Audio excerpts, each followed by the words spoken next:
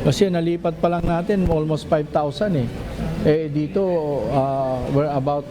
ngayon we're about 26,000. Oo. O dati 30,000 mahigit eh. O kaya lang at the rate we're accepting na mga nakukumit na-offset yung sa nalilipat namin eh. Kaya katulad ngayon naglipat na naman kami 500. So pero lumuluwag. Ang importante lumuluwag. Sinabi rin ni Bucor Director General Gregorio Catapang Jr. na hindi na sila ngayon tumatanggap ng mga bilanggo sa NBP compound. Samantala, bagamat nakakaranas sa matinding heat index sa maraming lugar sa bansa, wala naman anilang PDL na nagkaroon ng heat-related disease sa loob ng piitan. Wala naman kasi very particular kami dyan eh. We allowed yung pagpasok ng mga cold, mga ice, gano'n. We even allowed yung magbenta sila ng halo-halo para maibsan yung init sa katawan.